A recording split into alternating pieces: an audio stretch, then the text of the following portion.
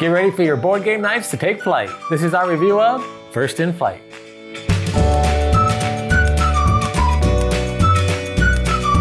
First in Flight is a deck-building, press-your-luck game about building flyers during the early days of aviation. And I really liked how you got to experience that trial and failure aspect of inventing. I really enjoy how the stress of the card draw gives you that same uneasy feeling you'd probably have testing out a flying contraption. We'll tell you all about it after this quick how to play. Players take turns moving around the game board, performing the action of the space that they land on. The player that is furthest behind on the game board takes the next turn. Players will collect glide, experience, and upgrade cards to use on their flights, as well as collect development cards that will give them special abilities. When a player performs a flight action, they will either draw cards until they decide to land, or draw 4 problem cards and crash. Players will add up the total distance they flew and move up the record tracker. The game ends after 4 rounds, or a player passes 40 on the record tracker. The player with the farthest flight on the record tracker at the end of the game wins.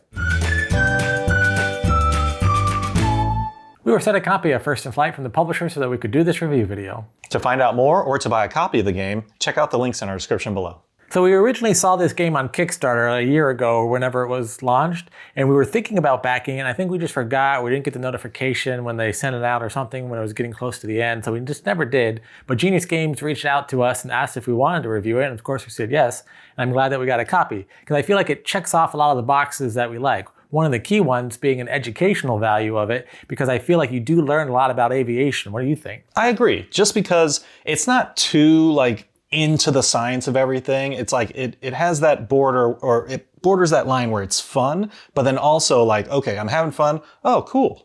These are the Wright brothers.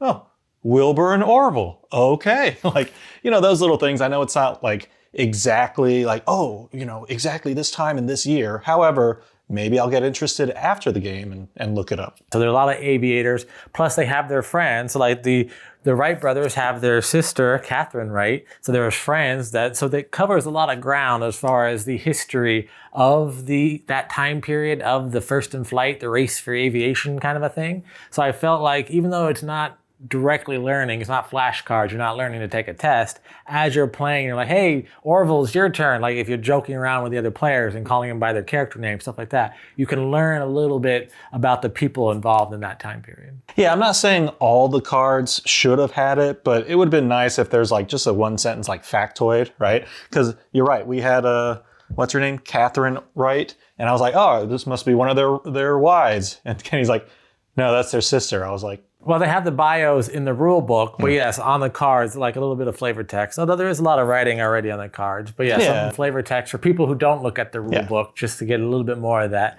juicy knowledge. Yeah, not all of them. Because then it's just oh, cool. As far as gameplay goes, I really like the mechanic of the card draw. Now, normally I don't like luck of the draw mechanics like that, dice rolling, a deck of cards that you shuffle, then have to draw. However, I do want to congratulate them on giving you that stress that you probably feel when you were flying in the first aviation machines, that kind of thing. You probably had that stress of, is there going to be a problem? Am I going to crash this? Because you're drawing the cards, and if you draw 4 problem cards, then you crash. But if you draw 1 or 2, you start thinking, oh, I'm having a few too many problems. Should I land, or do I risk it? Do I press my luck? I still don't like that mechanic in games, but I did appreciate how it did kind of work for the theme. When it comes to press your luck games, I'm always, if you're having fun, you're like, let's see what happens. Oh, and they're like, ah. And then you play it maybe a little safe. I mean, that back and forth of risking it, playing safe, risking it, I kind of like that. I mean, I guess, you can play just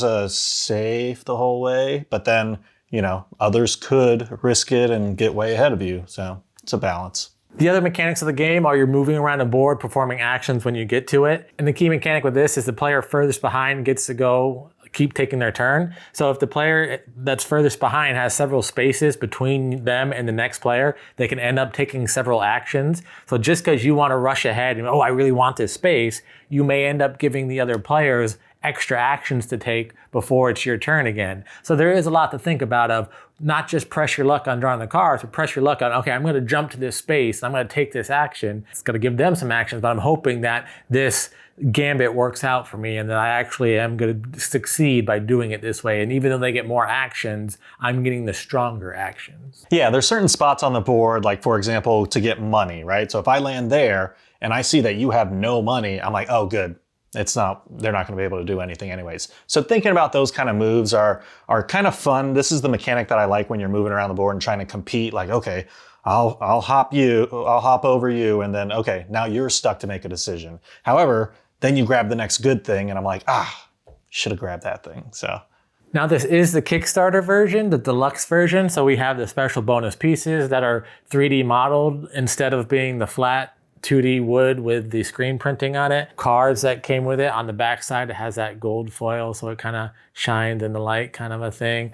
The regular cards are just yellow on one side, but they're still double-sided. When you reach a certain point on the record tracker, you flip your card over and you get a better asymmetric power for the rest of the game. So in the deluxe version, they're gold foil on one side, but for the most, and it has the metal coins in it. But other than that, I think most of the gameplay, most of the mechanics, those kind of special pieces aren't going to really affect it. If you got the other pieces, it's still going to feel like a pretty deluxe game. So I think that whichever version of this game you get, it's going to feel pretty good. The production value is really good.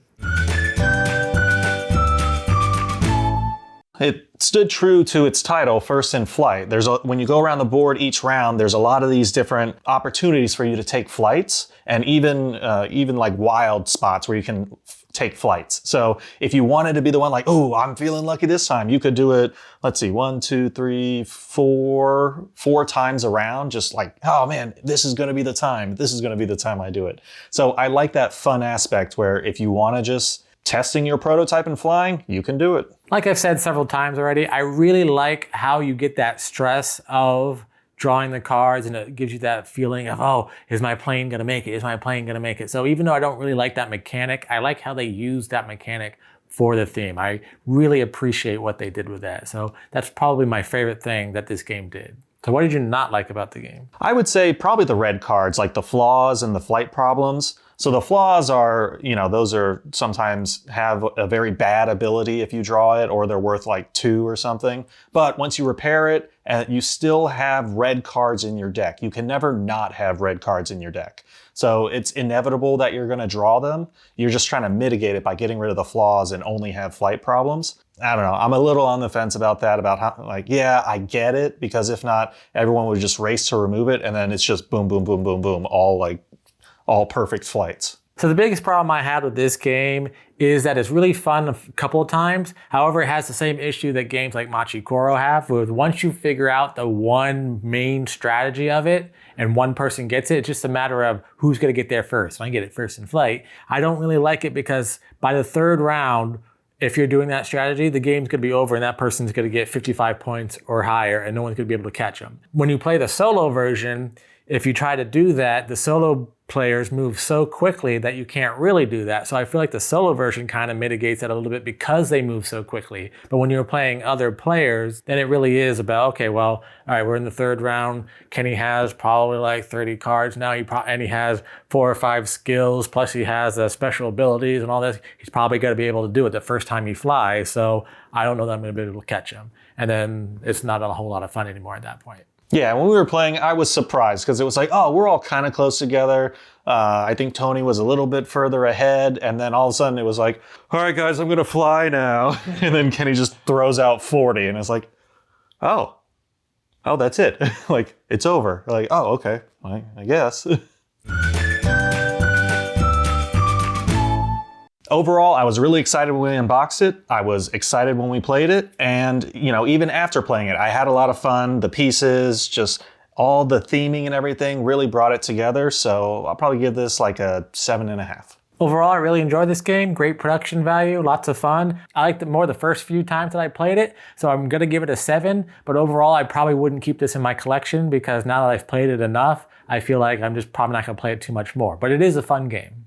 And that was our review of First in Flight.